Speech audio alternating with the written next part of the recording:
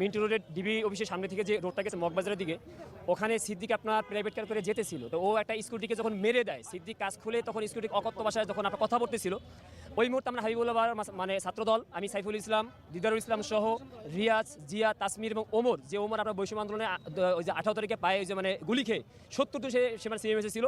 আমরা যখন দেখি, তারপর সে আমাদেরকে, আমি বলি যে এই সেই আওয়ামী লীগের সেই দোসর যে বৈষম্য আন্দোলনে সেই বিগত দিনে জানেন ভারপ্রাপ্ত চেয়ারম্যান তারেক রহমানকে নিয়ে অকথ্য ভাষায় সে কথা বলেছেন, সাবেক 3বারের প্রধানমন্ত্রী মানে দেশনেত্রী এবং খালেদা জিয়া তাকে নিয়ে অকথ্য ভাষায় কথা বলেছেন। এটা এবং সর্বোপরি আমাদের মানে হৃদয়ের স্পন্দন যে ইসলাম যে ধর্ম নিয়ে আমরা বেঁচে সেই ধর্ম নিয়ে সে অকথ্য ভাষায় তিনি ওই যে কথা বলেছেন। আমি দেখার সাথে সাথে আমার মহানগরের সাধারণ সম্পাদক হান্নান সামি ভাই, তাকে আমি তখন বলি যে ভাই ঠিক আছে, আপনার এই যে ওই যে অভিনেত্রী দালাল এখানে আছে, কি করবো? তখন সে বললো যে ওকে ধরে তুমি থানায় সোপর্দ করো। তা ও আমাদেরকে দেখে ডিবি অফিসে তখন দৌড় দেয়। ডিবি এখানে ওই যে অফিসার ছিল, তার কাছে বলবে আমাকে ভিতরে দেন। আমি ডিবি যেহেতু আপনার কাছে যেহেতু আসছে, এই সিদ্দিক আসছে, হয় আপনাকে ভিতরে নেবেন, না হয় আপনি আইনের হাতে দেন।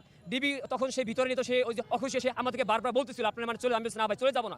এরপর পুলিশ আসে, আপনার পুলিশ এসে সিদ্দিককে সেভ করার জন্য তারা বারবার আমাদের হাত থেকে যখন নিয়ে যায়, তখন বলছি ভাই এই হলো সেই সিদ্দিক। পরে পরবর্তীতে পুলিশই সেই মানে থানায় যখন ইনফর্ম করা হয়, থানার ওসি সেই নিজে আপনার এখান থেকে যে মানে গাড়ি যখন পাঠিয়ে দেয়, তখন গাড়িতে দেখা গেছে আমরা তখন সিদ্দিককে ধরে নিয়ে আমরা এই যে আইনের হাতে সোপর্দ করি। খুনি হাসিনার ফ্যাসিবাদকে দীর্ঘায়িত করার জন্য বিভিন্ন শ্রেণী পেশার মধ্যে খুনি হাসিনা কিছু উৎকৃষ্ট নিকৃষ্ট মানের দালাল তৈরি করেছিলেন, যারা তাকে তার ফ্যাসিবাদকে দীর্ঘায়িত করার জন্য বিভিন্ন ধরনের ন্যারেটিভ তৈরি করত, মিডিয়ায় বিভিন্ন ধরনের কথা বলতে বক্তব্য দিত।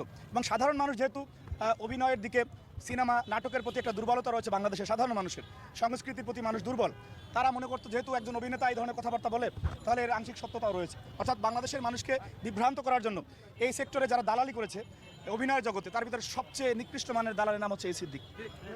এবং সিদ্দিক বাংলাদেশের গণমানুষের নেতা জনাব তারেক রহমান, বাংলাদেশের আপসীন দেশনেত্রী বেগম খালেদা জিয়াকে নিয়ে যে এই নিকৃষ্ট ভাষায়, যে অশ্রাব্য ভাষায়, যেগুলি সামাজিক পরিমণ্ডলে ব্যবহার করা যায় না, খুনি হাসিনাকে খুশি করার জন্য সেই ধরনের শব্দ চয়ন করেছে। তো আজকে 5ই আগস্ট পরবর্তী সময়ে তাকে পেয়ে ছাত্রদলের নেতাকর্মীরা তো খারাপ আর অধিকতর খারাপ কিছু করতে পারতো, কিন্তু আমরা বরাবরের মতো আইনের প্রতি শ্রদ্ধাশীল এবং আইনের কাছে তাকে সুপর্দ করা হয়েছে।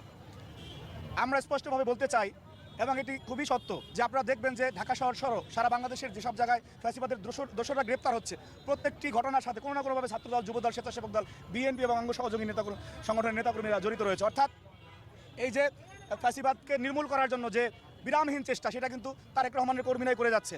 কিন্তু পক্ষান্তরে আমরা যেটা দেখতে পাই টেলিভিশন টকশোতে বিভিন্ন জায়গায় যে বড় বড় বক্তব্য যে ফ্যাসিবাদকে পুনর্বাসন করা যাবে না, তথাকথিত প্রতিদিন সংস্কারের কথা শুনি আমরা, সেই যে সংস্কারবাদীরা, তাদের প্রথম কাজ হওয়ার কথা ছিল যে যেখানে যেখানে ফ্যাসিবাদের দালাল রয়েছে তাদেরকে ধরে দেওয়া। আপনি বাংলাদেশে একটা সিঙ্গেল উদাহরণ দেখাতে পারবেন না যেখানে এই যে নতুন গজিয়ে ওঠা হঠাৎ করে বিপ্লবী তারা কেউ এই ধরনের একজন ফ্যাসিস্টকে ধরিয়ে দিয়েছে। কিন্তু আমরা দেখতে পাই যে তারা বড় বড় বয়ান দিয়ে থাকে, এটা অত্যন্ত দুঃখজনক। এবং আমরা মনে করি জুলাইয়ের শহীদদের পবিত্র রক্তের সাথে এটা আর এক ধরনের বেইমানি। কিন্তু আমরা যেহেতু বিগত 3টি নির্বাচনে রাজপথে থেকেছি এবং দেশের অত্যন্ত প্রহরী হিসেবে বিএনপি নেতাকর্মীরা ছিল, আজকেও রয়েছে, এবং আপনাদেরকে আমরা আশ্বস্ত করতে চাই ফ্যাসিবাদের শেষ দালালটা গ্রেপ্তার হওয়া না পর্যন্ত ছাত্রদল, যুবদল এবং তারেক রহমানের কর্মীরা রাজপথে থাকবে। Please subscribe this channel to get more video.